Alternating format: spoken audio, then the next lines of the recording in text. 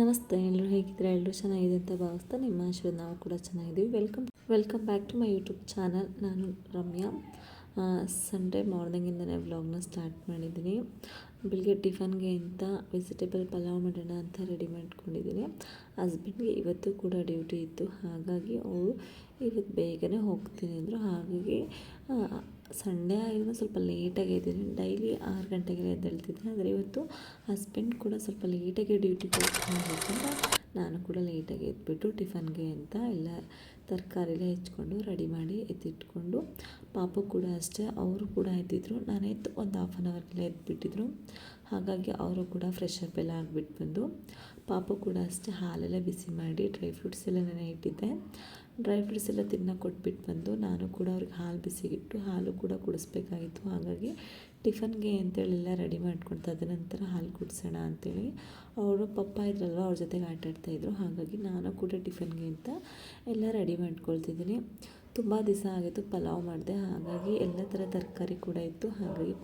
ಹಾಗಾಗಿ ಬಟಾಣಿ ಕೂಡ ಅಷ್ಟೇ ನೈಟೆಲ್ಲ ನೆನೆಯಕ್ಕೆ ಇಟ್ಬಿಟ್ಟು ಮಲ್ಕೊಂಡಿದ್ದೆ. ಬೆಳಗ್ಗೆ ಹೇಗಿದ್ರು ಬೇಗ ಕೂಡ ಆಗುತ್ತೆ. ಸಂಡೇ ಇರೋದು ಸ್ವಲ್ಪ ಡಿಲೇ ಆಗುತ್ತೆ ಅಡುಗೆ ಕೂಡ ಮಾಡ್ಕೊಳಕ್ಕೆ. ಏನು ಮಾಡ್ತಿದ್ವಿ, ನಾರ್ಮಲ್ ಡ್ಯೂಟಿಗೆ ಹೋಗದೇ ಇದ್ದರೆ ಹಸ್ಬೆಂಡು ಬೆಳಗ್ಗೆದು ಸೇರಿ ಮಧ್ಯಾಹ್ನಕ್ಕೆ ತಿಂದುಬಿಡ್ತಿದ್ವಿ. ಹಾಗಾಗಿ ಪ್ರತಿ ಸಂಡೇನೂ ಬೇಗ ಎದ್ಬಿಟ್ಟು ಅಡುಗೆ ಮಾಡಬೇಕು ಅನ್ನೋ ಇರಲಿಲ್ಲ. ಆದರೆ ಈ ಸರಿ ಡ್ಯೂಟಿ ಇರೋದ್ರಿಂದ ಸ್ವಲ್ಪ ಬೇಗನೆ ಎದ್ಬಿಟ್ಟು ಮಾಡ್ತಾಯಿದ್ದೀನಿ. ಪ್ರತಿ ಸಂಡೇನೂ ಡ್ಯೂಟಿ ಇರೋಲ್ಲ, ಹಾಗಾಗಿ ಫ್ರೀ ಕೂಡ ಇರ್ತೀನಿ. ಆದರೆ ಈ ಸಂಡೇ ಸ್ವಲ್ಪ ಬೇಗ ಮಾಡಬೇಕಾದ್ರೆ ಬೇಗ ಎದ್ಬಿಟ್ಟು ಅದರಲ್ಲೂ ವೀಡಿಯೋ ಕೂಡ ಮಾಡ್ಕೊಬೇಕು, ಒಂದು ಕಡೆ ಪಾಪು ಕೂಡ ನೋಡ್ಕೊಬೇಕಾಗಿತ್ತು. ಹಾಗಾಗಿ ಎಷ್ಟು ಸಾಧ್ಯನೋ ಅಷ್ಟು ಕ್ಲಿಪ್ಪಿಂಗ್ಸ್ಗಳು ಮಾಡ್ಕೊಳ್ತಿದ್ದೆ. ಅದು ಬಿಟ್ಟು ಟ್ರೈಪ್ಯಾಡ್ ಕೂಡ ಎಲ್ಲ ಕೈಯಲ್ಲೇ ಇಟ್ಕೊಂಡು ಎಲ್ಲನೂ ಕೂಡ ಮ್ಯಾನೇಜ್ ಮಾಡ್ಕೊಬೇಕು. ಒಂದು ಕಡೆ ಅಕ್ಕಿ ಕೂಡ ತೊಳೆದು ನೈಟ್ ಎತ್ಕೊಂಡಿದ್ದೆ, ಅದನ್ನು ಕೂಡ ಅಷ್ಟೇ ತರಕಾರಿ ಎಲ್ಲ ಬೆಂದು ಆದ ನಂತರ ಹಾಕ್ಕೊಳ್ತಾ ಇದ್ದೀನಿ. ತದನಂತರ ಅಕ್ಕಿಗೆ ಎಷ್ಟು ಪ್ರಮಾಣ ಲೋಟ ಅಕ್ಕಿ ತೊಗೊಂಡಿದ್ದೆ ಅಷ್ಟು ಪ್ರಮಾಣ ನೀರನ್ನು ಕೂಡ ಹಾಕ್ಕೊಳ್ತೀನಿ. ಒಂದು 2 ನಿಮಿಷ ಹಾಗೆ ಫ್ರೈ ಮಾಡ್ಕೊಂಡಾದ ನಂತರ ಅದಕ್ಕೆ ಒಂದು 2 ಟೇಬಲ್ ಸ್ಪೂನಷ್ಟು ಖಾರದ ಪುಡಿ ಹಾಗೆ ಪಲಾವ್ ಪೌಡರ್ ಕೂಡ ಹಾಕ್ಕೊಳ್ತಿದ್ದೀನಿ. ಪ್ರತಿ ಸಂಡೇ ಬಂದರೆ ಹೆಣ್ಮಕ್ಳಿಗೆ ಒಂಥರ ಖುಷಿ, ಫ್ರೀಯಾಗಿ ಆರಾಮಾಗಿರ್ಬೋದಪ್ಪ, ಬೇಗ ಎದ್ದೇಳಬೇಕು ಅನ್ನೋ ನೆಸೆಸಿಟಿ ಕೂಡ ಇರಲ್ಲ ಅಂತ ಅನಿಸುತ್ತೆ.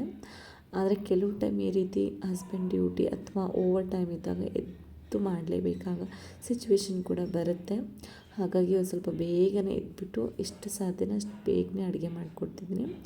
ಅವ್ರು ತಿಂದುಬಿಟ್ಟು ಹೋದರೆ ಮಿಕ್ಕಿದ ಕೆಲಸ ಎಲ್ಲ ಮಾಡಿಕೊಂಡು ಸ್ವಲ್ಪ ಫ್ರೀ ಕೂಡ ಆಗ್ತೀನಿ ಆಮೇಲೆ ಅಂತ. ನೋಡಿ, ಪಲಾವೆಲ್ಲ ರೆಡಿ ಆಗೋಷ್ಟ್ರೊಳಗಡೆ ಪಾಪು ಕೂಡ ಎದ್ಬಿಟ್ರು. ಇನ್ನೇನು ಪಲಾವ್ ಕೂಡ ರೆಡಿ ಆಯಿತು. ಒಂದು 2 ವಿಷಿಲ್ ಕೂಗಿಸ್ಕೊಳ್ತೀನಿ. ನೋಡಿ ಎಷ್ಟು ಹುಡಿಯಾಗಿ ಬಂದಿದೆ ಅಂತ. ತುಂಬ ಚೆನ್ನಾಗಿ ಕೂಡ ಬಂದಿತ್ತು ಪಲಾವು. ತದನಂತರ ತುಂಬ ಹುಡಿಯಾಗಿ ಕೂಡ ಬಂದಿತ್ತು ಪಲಾವು. ನಾನು ಎಣ್ಣೆಲ್ಲ ಅಕ್ಕಿನ ಚೆನ್ನಾಗಿ ಫ್ರೈ ಮಾಡ್ಕೊಳ್ತೀನಿ, ಹಾಗಾಗಿ ತುಂಬ ಹುಡಿಯಾಗಿ ಬರುತ್ತೆ ಪಲಾವು.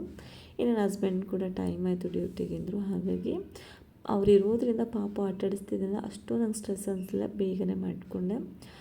ನಾರ್ಮಲ್ ಸಂಡೇ ಆಗಿದ್ರು ಕೂಡ ಒಂದು 7:30 ಎದ್ಬಿಡ್ತೀನಿ, ಯಾಕಂದರೆ ಪಾಪು ಇರೋದ್ರಿಂದ ಅವ್ರಿಗೂ ಕೂಡ ಬೇಗ ಟಿಫನ್ ಎಲ್ಲ ಮಾಡಿಕೊಡ್ಬೇಕು. ಹಾಗಾಗಿ ಇನ್ನೇನು ಟಿಫನ್ ಕೂಡ ರೆಡಿ ಇತ್ತು, ಅವ್ರಿಗೂ ಕೂಡ ಪ್ಲೇಟಿಗೆ ಹಾಕ್ಕೊಟ್ಟು ಸರ್ವ್ ಕೂಡ ಮಾಡಿದೆ. ಅವರು ಕೂಡ ತಿಂದುಬಿಟ್ಟು ಇನ್ನೇನು ಡ್ಯೂಟಿ ಕೂಡ ಹೊರಡ್ತಾರೆ. ಮತ್ತು ವ್ಲಾಗ್ನ ಕಂಟಿನ್ಯೂ ಮಾಡೋಕ್ಕಾಗಲಿಲ್ಲ, ಹಾಗಾಗಿ ಮತ್ತೆ ನಾನು ವ್ಲಾಗ್ನ ನೈಟ್ ಇಂದ ಕಂಟಿನ್ಯೂ ಮಾಡ್ತಾಯಿದ್ದೀನಿ.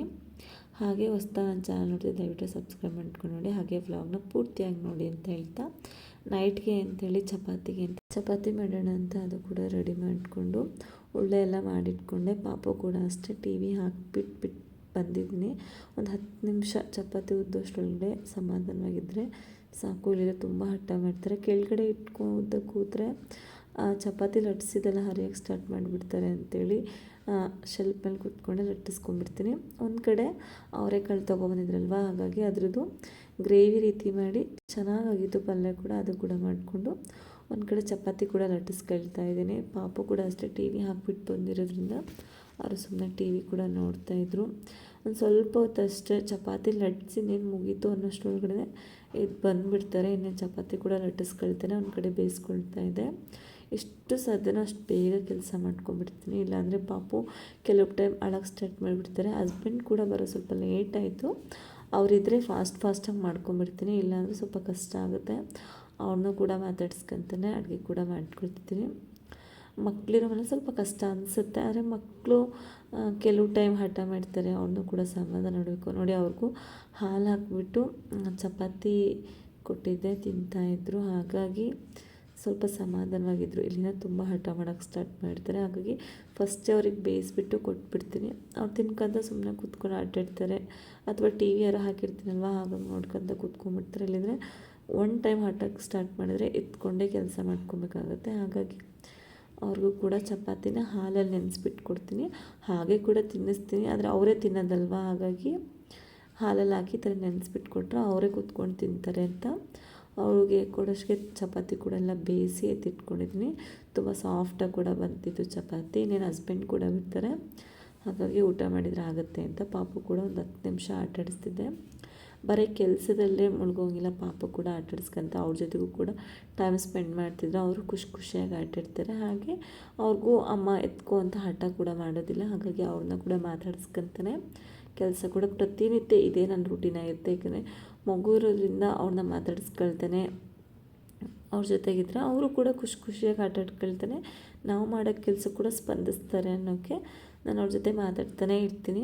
ಹಾಗೆ ನೋಡಿ ಒಂದು ಕಡೆ ಊಟ ಕೂಡ ರೆಡಿ ಆಯಿತು. ಹಸ್ಬೆಂಡ್ಗೂ ಊಟ ಕೂಡ ಹಾಕ್ಕೊಟ್ಟೆ, ಪಾಪು ಕೂಡ ಅಷ್ಟೇ ನೋಡಿ ತಿಂತಿದ್ದಾರೆ. ಚಪಾತಿ ಪಲ್ಯ ಹಾಕ್ಕೊಟ್ಟೆ. ಕೆಲವು ಟೈಮ್ ಹಾಲು ಹಾಕ್ಕೊಟ್ರು ಕೂಡ ತಿಂತಾರೆ, ಇಲ್ಲಿದ್ರೆ ಕೆಲವು ಟೈಮ್ ಈ ರೀತಿ ಹಾಕ್ಕೊಟ್ರೆ ಕೆಲವು ಟೈಮ್ ತಿಂತಾರೆ. ಕೆಲವು ಸರಿ ಹಠ ಕೂಡ ಮಾಡ್ತಾರೆ ತಿನ್ನಿಸೋಮ್ಮ ಅಂತ, ಕೆಲವು ಸರಿ ನಾನು ಆದರೆ ತಿನ್ನಿಸ್ತೀನಿ, ಇಲ್ಲಿದ್ರೆ ಅವರೇ ತಿಂತಾರೆ. ಹಾಗೆ ನೈಟ್ ಮಲ್ಕೋಬೇಕಾದ್ರೆ ಫ್ರೂಟ್ಸ್ ಎಲ್ಲ ಹಸ್ಬೆಂಡೇ ಹೆಚ್ಚಿಕೊಟ್ರು.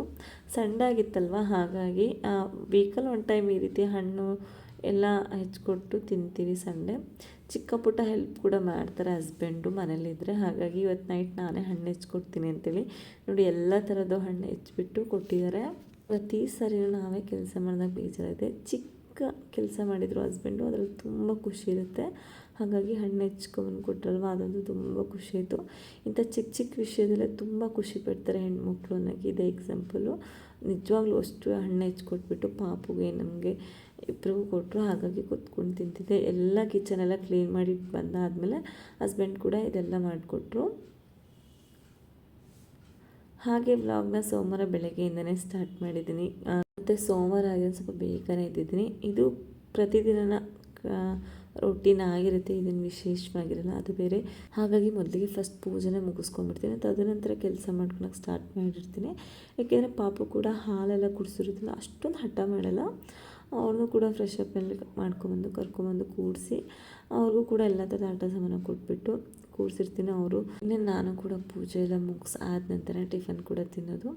ನಾನು ಬೆಳಗ್ಗೆ ಟಿಫನ್ಗೆ ಅಂತ ಇಡ್ಲಿ ಮಾಡ್ಕೊಂಡಿದ್ದೆ, ಬೇಗ ಕೂಡ ಆಗುತ್ತೆ. ಈ ರೀತಿ ಚಿತ್ರಾನ್ನ ಅಥವಾ ಪಲಾವ್ ಮಾಡಬೇಕಾದ್ರೆ ಬೆಳಗ್ಗೆ ಟಿಫನ್ ಮಾಡಬೇಕು, ಈ ರೀತಿ ಅಕ್ಕಿ ನೆನೆಸಿ ಇಡ್ಲಿ ಎಲ್ಲ ಮಾಡೋದ್ರಿಂದ ಇನ್ನೇನು ಯೋಚನೆ ಮಾಡೋ ನೆಸೆಸಿಟಿ ಇರಲ್ಲ, ಬೇಗನೆ ಟಿಫನ್ ಕೂಡ ಆಗುತ್ತೆ.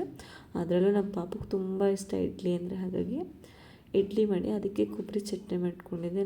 ಹಾಗೆ ಕೊಬ್ಬರಿ ಚಟ್ನಿ ಸಾಂಬಾರು ಕೂಡ ಮಾಡಿದ್ದೆ, ಹಾಗಾಗಿ ಸಾಕಾಗಿತ್ತು. ಹಸ್ಬೆಂಡ್ ಕೂಡ ಇವತ್ತು ಲೇಟಾಗಿ ಡ್ಯೂಟಿಗೆ ಹೋಗ್ತೀನಿ ಅಂದರು, ಹಾಗಾಗಿ ಉಂಡೆ ಕೂಡ ತುಂಬಿತ್ತು. ಹಾಗಾಗಿ ಉಂಡೆ ಕೂಡ ಹೇಗಿದೆ ಸೋಮವಾರ ಅಲ್ವಾ ಅಂತ ತೆಗಿತಾಯಿದ್ರು. ಅದರಲ್ಲಿ ಕೂಡ ಎಷ್ಟು ಅಮೌಂಟ್ ಆಗಿದೆ ಅಂತ ಅವರು ಕೌಂಟ್ ಮಾಡ್ತಾಯಿದ್ರು.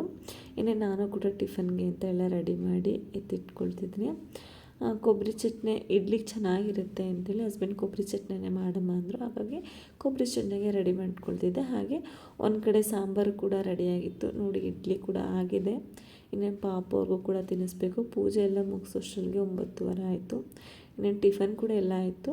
ಹಾಗಾಗಿ ಗ್ಯಾಸ್ ಎಲ್ಲ ಕ್ಲೀನ್ ಮಾಡ್ಕೊಂಡು ಒನ್ ಟೈಮ್ ಕ್ಲೀನ್ ಮಾಡ್ಕೊಂಬಿಡ್ತೀನಿ ಎಲ್ಲ ಅಡುಗೆ ಮುಗ್ದಾದ ನಂತರ.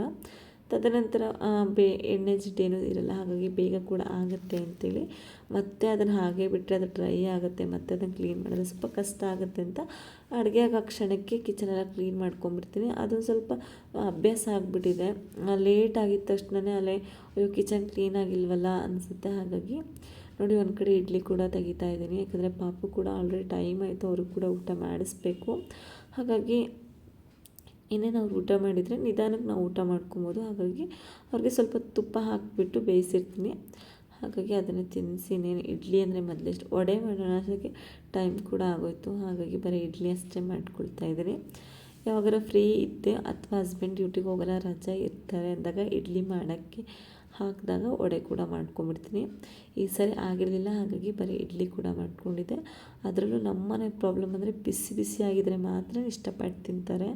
ಅದೇ ಸ್ವಲ್ಪ ತಣ್ಣಗಾದರೂ ಕೂಡ ಅಷ್ಟೊಂದು ಇಷ್ಟಪಡೋದಲ್ಲ, ಅಷ್ಟು ಲೈಕ್ ಕೂಡ ಮಾಡೋದಿಲ್ಲ. ಹಾಗಾಗಿ ಬಿಸಿಯಾಗಿ ಹಾಕ್ಕೊಟ್ಬಿಡ್ತೀನಿ. ಫಸ್ಟ್ ಪಾಪು ತಿಂದ ನಂತರ ಮನೇಲೆಲ್ಲರಿಗೂ ಕೊಡ್ತೀನಿ. ಯಾಕಂದರೆ ಪಾಪು ತುಂಬ ಹಠ ಮಾಡೋಕ್ಕೆ ಸ್ಟಾರ್ಟ್ ಮಾಡ್ತಾರೆ ಲೇಟ್ ಆಗ್ತಾ ಆಗ್ತಾ. ಹಾಗಾಗಿ ಅವ್ರಿಗೆ ಹಾಕ್ಕೊಟ್ಬಿಟ್ಟು ತದನಂತರ ನಾವು ತಿನ್ನೋಣ ಅಂತ ಫಸ್ಟ್ ಅವ್ರಿಗೆ ತಿನ್ನಿಸ್ಬಿಡ್ತೀನಿ. ಕೆಲವು ಟೈಮ್ ಅವರೇ ತಿಂತಾರೆ ಹಾಕ್ಕೊಟ್ರೆ, ಕೆಲವು ಟೈಮು ತಿನ್ನಲು ಹಠ ಮಾಡೋಕ್ಕೆ ಸ್ಟಾರ್ಟ್ ಮಾಡ್ತಾರೆ. ಆವಾಗೆಲ್ಲ ನಾನು ತಿನ್ನಿಸ್ತೀನಿ. ಇಲ್ಲ ಅಂದರೆ ಹಸ್ಬೆಂಡ್ ಮನೆಗಿದ್ರೆ ಅವರೇ ತಿನ್ನಿಸ್ಬಿಡ್ತಾರೆ. ಅದೊಂದು ಕೆಲಸ ಕಮ್ಮಿ ಆಗುತ್ತೆ. ಅವರಿದ್ದರೆ ನಿಜವಾಗ್ಲೂ ಒಂದೊಂದು ಟೈಮ್ ಅನಿಸುತ್ತೆ ಅವ್ರು ಇರೋದ್ರಿಂದನೇ ಎಷ್ಟೋ ಕೆಲಸ ಕಮ್ಮಿ ಆಗುತ್ತೆ ಅಂಥೇಳಿ. ಯಾಕಂದರೆ ಅಟ್ಲೀಸ್ಟ್ ಚಿಕ್ಕ ಪುಟ್ಟ ಕೆಲಸ ಆದರೂ ಮಾಡಿಕೊಡ್ತಾರೆ ಅಂಥೇಳಿ. ಹಾಗೆ ಇಡ್ಲಿ ಕೂಡ ರೆಡಿ ಆಯಿತು, ತುಂಬ ಚೆನ್ನಾಗಿ ಬಂದಿತ್ತು. ಒಂದು ಕಡೆ ಚಟ್ನಿ ಹಾಗೆ ಸಾಂಬಾರು ಹಸ್ಬೆಂಡಿಗೆ ಕೂಡ ಹಾಕ್ಕೊಟ್ಟು ಪಾಪು ಕೂಡ ತಿನ್ನಿಸ್ತಾ ಇದ್ದೆ. ಹಾಗೆ ಹಸ್ಬೆಂಡ್ ಹಾಕ್ಕೊಟ್ಟಿದ್ದಲ್ಲ ಅವ್ರ ಜೊತೆಗೂ ಕೂಡ ತಿಂತಾಯಿದ್ರು ಅಂತೇಳಿ ತಿನ್ನಲಿ ಅಂತ ಅವರು ತಿನ್ನಿಸ್ತಾಯಿದ್ರು ಹಸ್ಬೆಂಡು. ಮಕ್ಕಳು ಯಾರ ಜೊತೆ ತಿಂತಾರೆ ತಿನ್ನೋಕ್ಕೆ ಫ್ರೀಯಾಗಿ ಬಿಡಬೇಕು ಅಂತೇಳಿ ಅವರು ಕೂಡ ತಿಂತಾಯಿದ್ರಲ್ವ, ಮತ್ತು ನಾನು ಎಕ್ಸ್ಟ್ರಾ ಏನು ತಿನ್ನಿಸೋದು ಅಂತ ಅವರೇ ತಿನ್ನಿಸ್ತೀನಿ ಬಿಡಮ್ಮ ಅಂದರು. ಸರಿ ಆಯಿತು, ಮಕ್ಕಳು ತಿಂದರೆ ಸಾಕು ಅನ್ನೋಂಗಾಗಿರುತ್ತೆ. ಯಾಕಂದರೆ ತುಂಬ ಹಠ ಮಾಡೋಕ್ಕೆ ಸ್ಟಾರ್ಟ್ ಮಾಡಿಬಿಡ್ತಾರೆ ಊಟ ಮಾಡೋದಕ್ಕೆ. ಹಾಗಾಗಿ ಹೇಗಿದ್ರು ಅವ್ರು ತಿನ್ನಿಸ್ತೀನಿ ಅಂದ್ರಲ್ವ, ಸರಿ ಅಂತೇಳಿ ಚಿಕ್ಕ ಪುಟ್ಟ ಕೆಲಸ ಇದೆ ಅದನ್ನು ಮಾಡ್ಕೊಳ್ಳೋಣ ಅಂತೇಳಿ ಕಿಚನಿಗೆ ಬಂದೆ. ನಾನು ಕೂಡ ಟಿಫನ್ ತಿಂದಿಲ್ಲ, ತಿನ್ನಬೇಕು. ಪಾಪುನ ಆಟಾಡಿಸ್ಬಿಟ್ಟು ತಿನ್ನೋಣ ಅಂತ ಅಂದ್ಕೊಂಡೆ. ನೋಡಿ ನಾನು ವೀಡಿಯೋ ಮಾಡ್ತಿದ್ದೀನಿ ಅಂತೇಳಿ ತಿನ್ನಲ್ಲ ಅಂತ ಹಠ ಮಾಡ್ತಿದ್ರು. ಸರಿ ಪಪ್ಪು ಬೇಗ ಬೇಗ ತಿನ್ನು ಅಂತ ಹೇಳ್ತಿದ್ದೆ. ಯಾಕಂದರೆ ಹಸ್ಬೆಂಡ್ ಟೈಮ್ ಆಗಿತ್ತು ಅಂತ ಅವ್ರು ಬೇಗ ಬೇಗ ತಿಂತಿದ್ರು. ಆದರೆ ಪಾಪು ನಾನು ತಿನ್ಸೋಕೆ ತುಂಬ ಹಠ ಮಾಡೋಕ್ಕೆ ಸ್ಟಾರ್ಟ್ ಮಾಡಿದ್ರು. ಹಾಗಾಗಿ ಅವರೇ ತಿನ್ನಿಸ್ಲಿ ಅಂತ ಬಿಟ್ಟು ಒಂದು ಕಡೆ ಟೀ ಕೂಡ ರೆಡಿ ಮಾಡ್ತಿದ್ದೀನಿ. ಹಸ್ಬೆಂಡು ತಿಂಡಿ ತಿಂದಮೇಲೆ ಟೀ ಕುಡಿದ್ಬಿಟ್ಟು ಹೋಗ್ತೀನಿ ಅಂದರು. ಹಾಗಾಗಿ ಮುಂಚಿತವಾಗಿ ಕುಡ್ದಿರಲಿಲ್ಲ ಅವರು. ಹಾಗಾಗಿ ಮತ್ತೆ ಅವ್ರಿಗೆ ಅಂತ ಟೀ ರೆಡಿ ಮಾಡಿಕೊಂಡೆ. ಹಾಗೆ ನಮಗೆ ಅಂತ ಇಡ್ಲಿ ಕೂಡ ಒಂದು ಸೈಡ್ ಇಟ್ಕೊಂಡು ಒಂದು ಕಡೆ ಟೀ ಕೂಡ ರೆಡಿ ಆಯಿತು. ಟೀ ಕುಡಿದ್ಬಿಟ್ಟು ಇನ್ನೇನು ಡ್ಯೂಟಿ ಟೈಮ್ ಆಯಿತು ಅಂತ ಅವರು ಕೂಡ ಹೊರಟರು. ಹಾಗೆ ಇವತ್ತಿನ ವ್ಲಾಗ್ ಇಷ್ಟ ಆಗಿತ್ತು. ಈ ವ್ಲಾಗ್ ನಿಮ್ಗೆ ಇಷ್ಟ ಆಗಿದೆ ಅಂತ ಭಾವಿಸ್ತಾ, ಇಷ್ಟ ದಯವಿಟ್ಟು ಲೈಕ್ ಮಾಡಿ. ಹಾಗೆ ವ್ಲಾಗ್ ಹೇಗಿತ್ತು ಅಂತ ಕೂಡ ಕಮೆಂಟ್ ಸೆಕ್ಷನಲ್ಲಿ ತಿಳಿಸಿ. ಹಾಗೆ ಯಾವಾಗಲೂ ಸಪೋರ್ಟ್ ಮಾಡ್ತೀರಿ, ನನ್ನ ಚಾನಲ್ ನೋಡ್ತೀರಿ. Thank you for watching.